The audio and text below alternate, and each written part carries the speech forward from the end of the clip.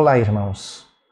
Nos devocionais anteriores, abordando como tema o ministério do discipulado, nós vimos que, como filhos de Deus, nós temos a comissão de fazer discípulos, isto é, semear a palavra de Deus, nutrir o recém-nascido espiritual até a sua maturidade e edificar suas vidas através do ensino e treinamento pela vida toda. Hoje, nós queremos começar a apresentar os alvos do discipulado. E o primeiro que iremos abordar é ser firmado na palavra. Assim, nós veremos hoje o que devemos fazer para nos tornarmos estabelecidos, firmes na palavra de Deus. E eu queria começar com o texto de Romanos 12, versículos 1 e 2, onde, lendo, encontramos como primeira atitude da nossa parte renovar a nossa mente. O texto diz: rogo-vos, pois, irmãos, pela compaixão de Deus, que apresenteis os vossos corpos em sacrifício vivo, santo e agradável a Deus, que é o vosso culto racional. E não sede conformados com este mundo, mas sede transformados pela renovação do vosso entendimento, para que experimenteis qual seja a boa, agradável e perfeita vontade de Deus. Também em 2 Coríntios 5,17, o apóstolo Paulo diz: assim que, se alguém está em Cristo, nova criatura é. As coisas velhas já passaram, eis que tudo se fez novo. Em segundo lugar, depois de renovar a mente, eu preciso mortificar a minha carne. Em Romanos 8, versículos 12 a 14, lemos: de maneira que, irmãos, somos devedores não à carne, para viver segundo a carne. Porque se viverdes segundo a carne, morrereis. Mas se pelo Espírito mortificardes as obras do corpo, vivereis. Porque todos os que são guiados pelo Espírito de Deus, esses são filhos de Deus.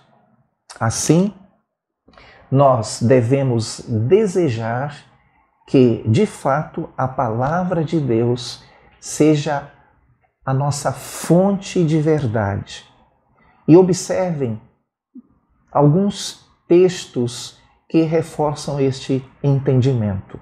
Em João 17, versículo 17, nós encontramos o Senhor Jesus declarando: santifica-os na tua verdade, a tua palavra é a verdade. O Salmo 138, versículo 2 diz: inclinar-me-ei para o teu santo templo e louvarei o teu nome pela tua benignidade e pela tua verdade, pois engrandeceste a tua palavra acima de todo o teu nome. E no Antigo Testamento, nós encontramos em Oséias 4, versículo 1, a seguinte declaração: ouvi a palavra do Senhor, vós filhos de Israel, porque o Senhor tem uma contenda com os habitantes da terra. Porque na terra não há verdade, nem benignidade, nem conhecimento de Deus. E mais uma vez Paulo aos Tessalonicenses, em 1 Tessalonicenses capítulo 2, versículo 13, ele declara: por isso também damos sem cessar graças a Deus, pois havendo recebido de nós a palavra da pregação de Deus, a recebestes não como palavra de homens, mas, segundo é na verdade, como palavra de Deus, a qual também opera em vós os que crestes. E o apóstolo João, na sua primeira carta, no capítulo 2, versículos 4 e 5, diz: aquele que diz, eu conheço-o, e não guarda os seus mandamentos, é mentiroso, e nele não está a verdade. Mas qualquer que guarda a sua palavra, o amor de Deus está nele, verdadeiramente aperfeiçoado. Nisto conhecemos que estamos nele.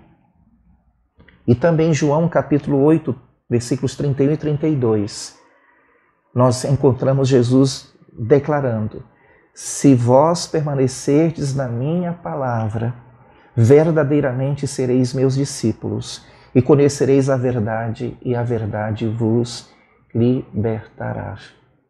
Esta é a razão por que nós precisamos de ser firmados na palavra.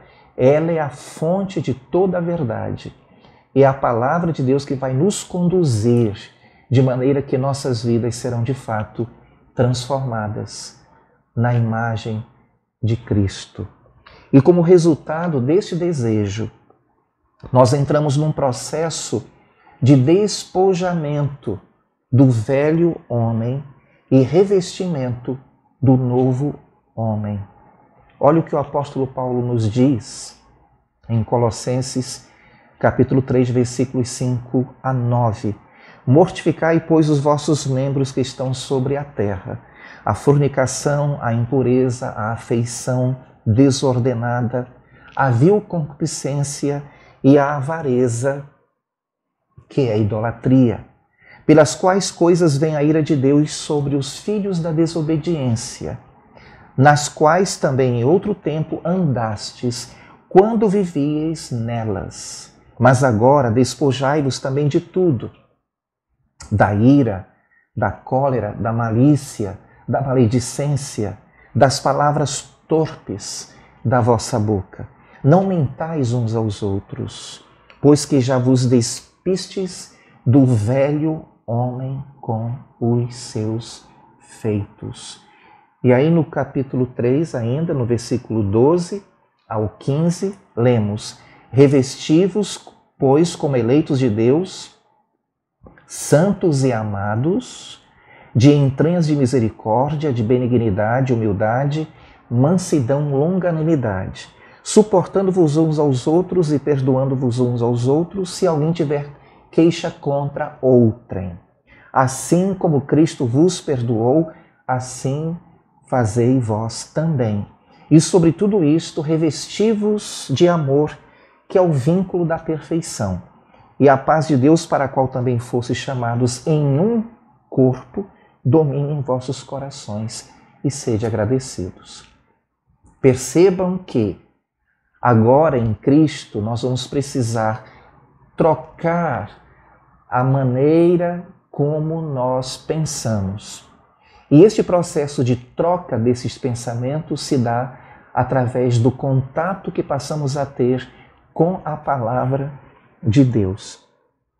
Finalmente, nós vamos, como resultado deste contato com a palavra de Deus, deste desejo pela palavra de Deus, nós vamos pensar e agir conforme as Escrituras. Veja o que o Senhor nos diz através do profeta Isaías, em Isaías 55, versículo 8. Porque os meus pensamentos não são os vossos pensamentos, nem os vossos caminhos, os meus caminhos, diz o Senhor. Para que eu, de fato, como um filho de Deus, espelhe o caráter de Cristo, isto é, manifeste atitudes, tenha uma maneira de me conduzir que agrade ao Senhor, é necessário que realmente eu viva segundo a palavra de Deus. Eu tenho a mente de Cristo. E assim, glorifique ao Senhor com o meu modo de viver. Eu desafio você a refletir sobre isto, a entender que, como um discípulo de Jesus Cristo, você precisa de ser firmado na palavra de Deus. Eu desejo a todos vocês um excelente dia na presença do Senhor.